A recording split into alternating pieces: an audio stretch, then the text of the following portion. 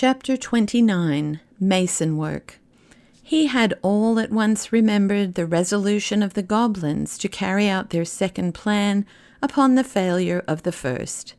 No doubt they were already busy, and the mine was therefore in the greatest danger of being flooded and rendered useless, not to speak of the lives of the miners.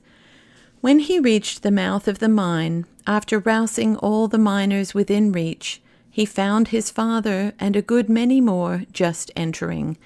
They all hurried to the gang by which he had found a way into the goblin country.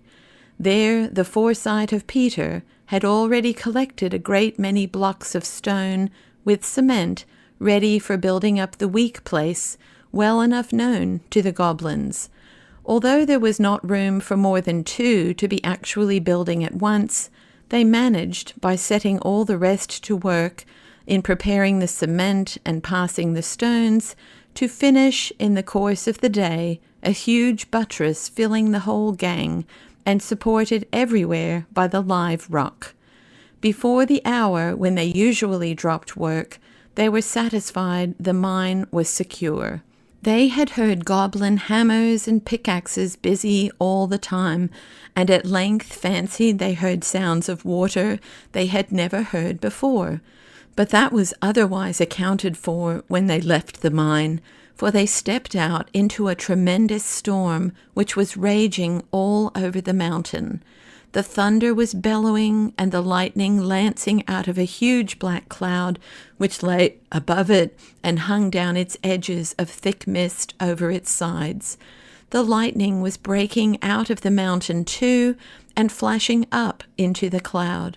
From the state of the brooks, now swollen into raging torrents, it was evident that the storm had been storming all day.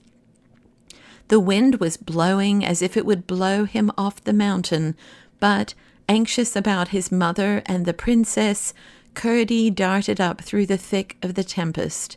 Even if they had not set out before the storm came on, he did not judge them safe, for in such a storm even their poor little house was in danger. Indeed, he soon found that, but for a huge rock against which it was built, and which protected it both from the blasts and the waters, it must have been swept if it was not blown away, for the two torrents into which this rock parted the rush of water behind it united again in front of the cottage, two roaring and dangerous streams, which his mother and the princess could not possibly have passed. It was with great difficulty that he forced his way through one of them and up to the door. The moment his hand fell on the latch, through all the uproar of winds and waters, came the joyous cry of the princess, "There's Curdie! Curdie! Curdie!" She was sitting wrapped in blankets on the bed, his mother trying for the 100th time to light the fire which had been drowned by the rain that came down the chimney.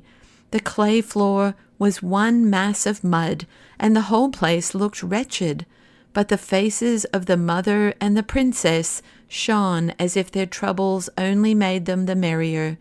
Curdie burst out laughing at the sight of them. "I never had such fun," said the princess, her eyes twinkling and her pretty teeth shining. "How nice it must be to live in a cottage on the mountain." "It all depends on what kind your inside house is," said the mother. "I know what you mean," said Irene. "That's the kind of thing my grandmother says." By the time Peter returned, the storm was nearly over, but the streams were so fierce and so swollen that it was not only out of the question for the princess to go down the mountain, but most dangerous for Peter, even, or Curdie to make the attempt in the gathering darkness. "They will be dreadfully frightened about you," said Peter to the princess, "but we cannot help it. We must wait till the morning." With Curdie's help, the fire was lighted at last, and the mother set about making their supper, and after supper they all told the princess stories till she grew sleepy. Then Curdie's mother laid her in Curdie's bed, which was in a tiny little garret room. As soon as she was in bed, Through a little window low down in the roof, she caught sight of her grandmother's lamp shining far away beneath, and she gazed at the beautiful silvery globe until she fell asleep.